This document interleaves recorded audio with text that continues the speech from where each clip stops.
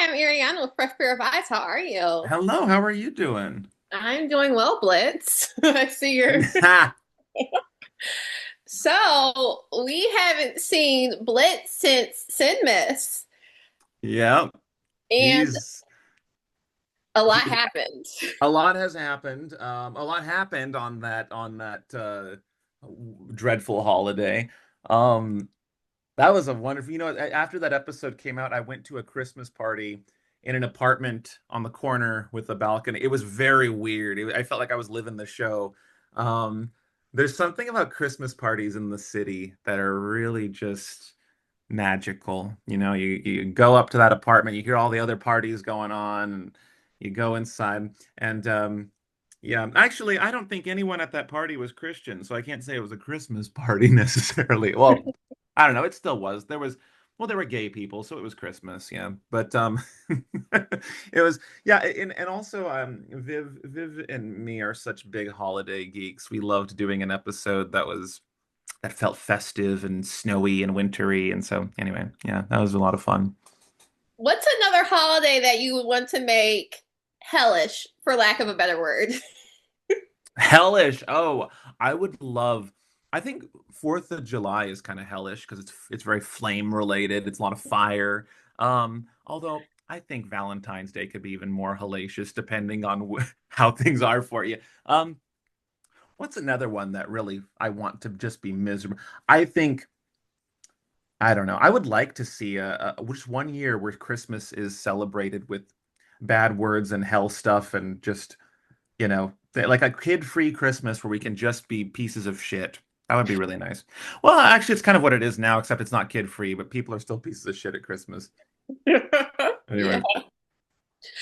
It was also a very bittersweet episode. Like, it didn't really end on like this very positive note. No, Stolen. yeah, we wanted to say no. Our fans don't get to feel good about. We're not going to let them feel good about it. I mean, it was kind of technically it was positive, but there's something in the air where you're like, what's something's not quite. Shit needs to be talked about still. We're not resolved here. Um, and it's complicated. I think the thing is, I think that Blitz and Stolas are not that unique of a relationship. I think in real life, a lot of people go through what those two are going through. Um, and certainly, I know that like my own dad, went through stuff that Stolas, has gone through, and it's crazy because like the show is so like I wish I had a show like this in my teens because there's this character Octavia who belongs to Stola or his kid, and the way that the divorce is affecting her, like I went through similar stuff, and as a kid, it all looks a certain way while your parents are splitting, and then you get older and you kind of you understand certain things, or you can empathize with things that at that time you would have not understood. So, it's interesting seeing it from Stolas's point of view, but then also understanding why Octavia feels that way. But none of it really matters because it's not about Blitz. Yeah. Well, with Yeah. Blitz, do Hmm. you think Octavia was saying, "Oh, Hmm. I'm not enough for you"? Does Blitz feel enough for Stolas at this point in time where we left them going into season three? Maybe I would say subconsciously. I mean, maybe not even subconsciously. I think he definitely feels like he's not enough for Stolas. I think that Blitz has sort of understood relationships to be very casual and very like why would you want to get close to me? I'm gonna fuck everything up. And I think that's kind of how his mindset is. So I don't think he's trying to get close to anyone anymore. I think that now that he finally has someone who does love him for who he is, it's kind of throwing a wrench in how he should go about this, because this is certainly not I think there's evidence in his previous relationships where it's just he's tried and tried and tried, and he just clearly is no longer trying. In fact, perhaps his last few most recent relationships, he wasn't trying at all, it sounds like, and he just was really treating them like shit. And so now you have this guy who has a much nobler status and is has his shit together more or less. Well, not now, not anymore. but having someone of nobility, love you for who you are is not something Blitz is accustomed to. And uh but now he's starting to feel his heartstrings get pulled, and now he's starting to a little bit become, have his guard down a bit, or look at the two of them more authentically. And it's like he's opening his heart back up, and that's a very scary and dangerous thing. And I think, yeah, a lot of people can relate to that too.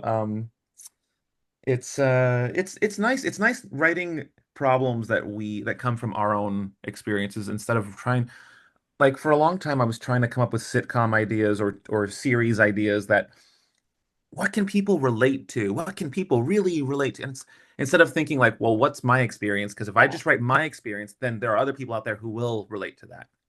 Yeah.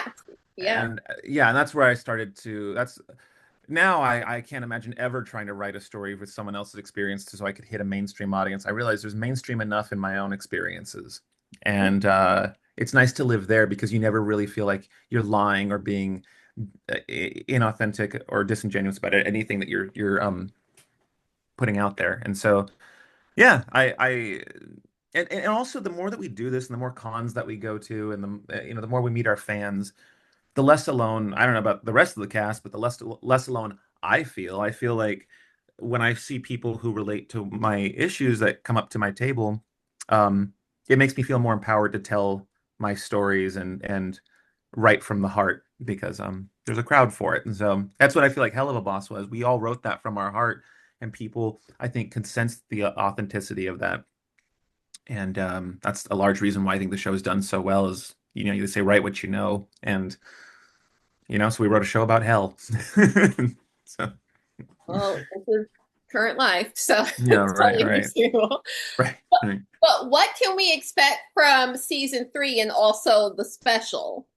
Okay, so the special is we remade the pilot. The show has evolved in almost every way since the original pilot, and going to a new audience, we want to pull them into a show with an episode that represents how amazing the show has become. And I'm really proud of Mission Zero. I feel like it's not very common that creators of a show get to have the opportunity to re-express how they want to be introduced. So yeah, I'm very proud of it. I think that it's a really good way to pull in new audiences who have never heard of us. It showcases how beautiful the show is. It showcases um, emotions that we didn't put in the original pilot. I think hopefully if that original pilot could grow an audience as big as we have, hopefully this one will do a better job, because I think it's a better vehicle. Yeah. Yeah, and with season 3, what can we expect? Season three is pretty much what seasons one and two have worked toward. Viv and I both agree that season three is the best so far, but compared to seasons one and two, um, I think when people see season three, they're going to realize that, oh, seasons one and two were just the ones we had to get through to get to here. And so it's like setting up the bowling pins, and a lot of we've set up a lot of bowling pins in season two that are now going to get struck in season three. And yeah, I'm excited to see how people react to it. I think I've heard a lot of people predict how the show is going to go, but I've never really heard anyone get it right. So I'm excited to see how people react to what actually does happen. Yeah, well, you set up so many pins, at Hmm. least even in the last episode that we saw, there's Yeah, potentially a baby, and her reaction was way different than what I expected.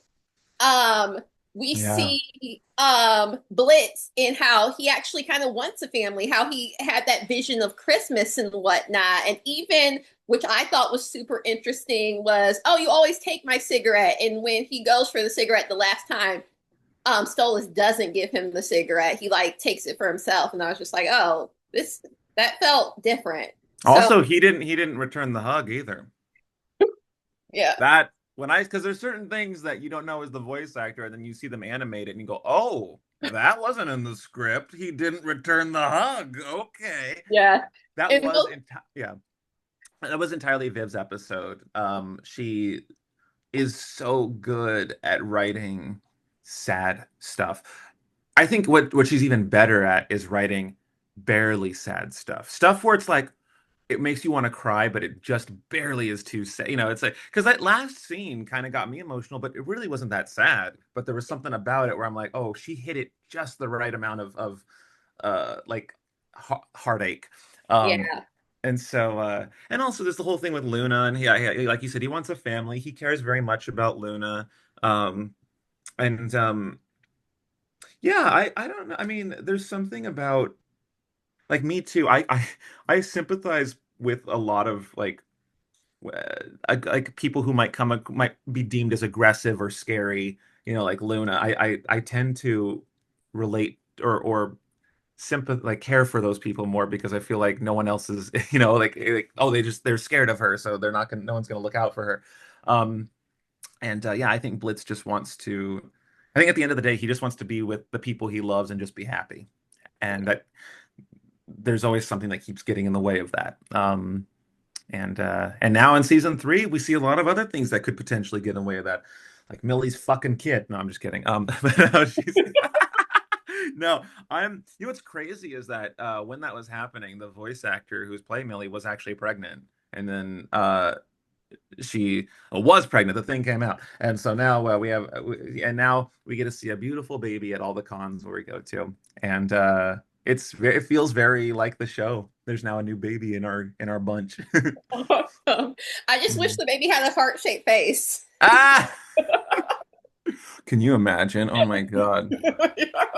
Oh my God. If I was the mom, I'd be like, no, put it back in. Yeah, yeah. I want it different. Well, awesome. Well, thank you so much for taking the time to talk to Thank me. you. Congrats on Prime, and then also a month later, YouTube. But I Thank will, you. I'm so glad we got to keep it on YouTube still. You yes, know, it's yes. nice that they're not taking that away from it. But thank you. I really and I appreciate you taking the time for this talk. Thank you for being so patient. Oh, no problem. I will talk to you soon, and thanks so much. Thank you. Have a good rest of your day. You too.